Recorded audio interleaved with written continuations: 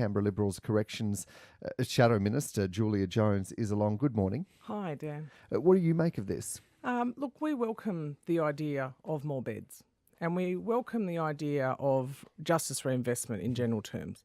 It's important to work out ways that we can help people to integrate when they come out of prison, help them to go on to live productive and law-abiding lives, hopefully, and not end up back in the prison. So we have nothing whatsoever against the concept.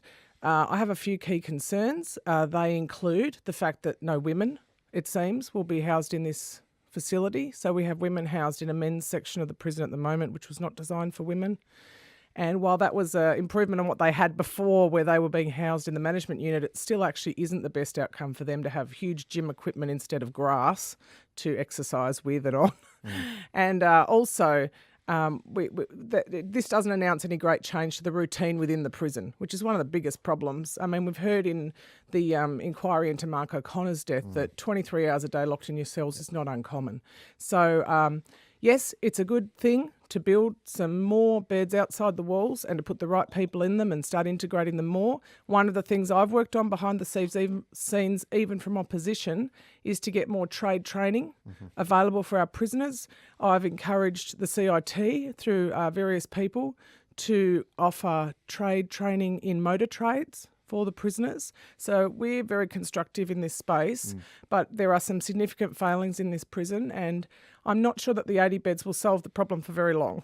Yeah, and I just want to boil down on two of the points that you made there. The first one about the women and having purpose built, I think was a term that you used. Is that something that you'd go back to the government and say, right, well, can we look at perhaps amending this proposal in some way to have a purpose-built section perhaps? Absolutely. I think if we're able to house women in a section of the men's prison, as we are at the moment, there's no reason why a building like this couldn't also house a population of women, depending obviously on design.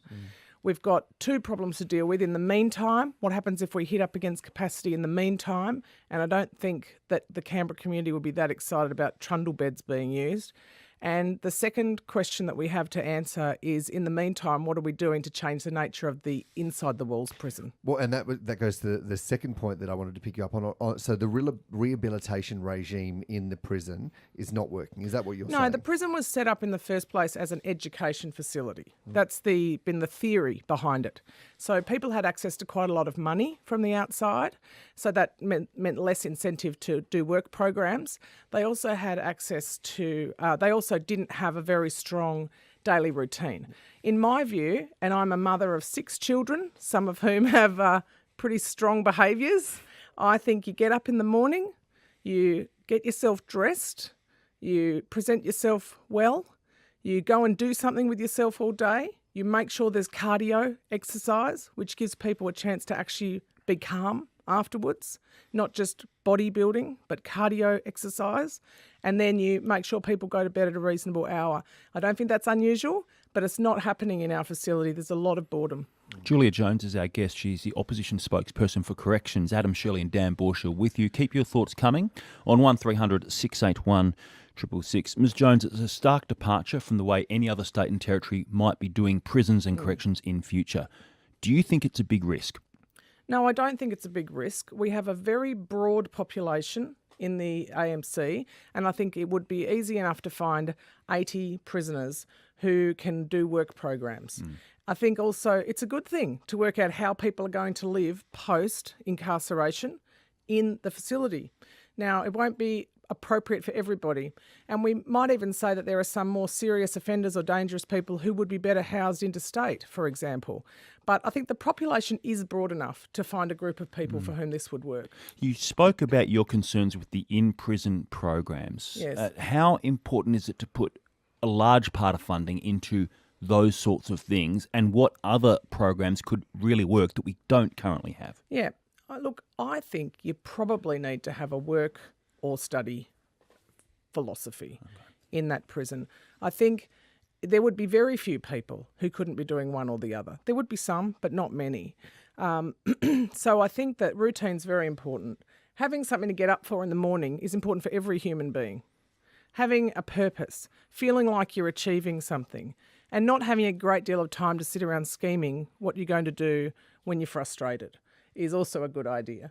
So I would say at least 5 days a week, there should be a very strong program in that prison to get people out of bed, get dressed and do something with themselves. So beyond some of the concerns you've raised to this point with how the government has handled corrections, do you actually support the broader impetus, the theory behind what Shane Rattenbury is trying to do here? Yes, we do support justice reinvestment in a really big way because we're modern people in the Canberra Liberals. We're very hopeful people. We believe that humans are capable of great good and great evil, but they need to make that decision. We want to put as many incentives in place to allow people to become their best selves. But we're realistic as well. If someone's continually making poor choices, then they are not going to be the person who's suitable for these programs. So it won't suit everybody. But let's hope for the best for people and get them back out into the community and make them have some training so they can do something with themselves that's more productive. We'll certainly continue to talk about this. Good to have you along this morning, Giulia Jones. And we just got a text in that I think it might be a special day for you. So if that's the case, happy birthday. 39 summers and winters. Good to have you along. Same birthday as Galileo, as it would turn out. Wow.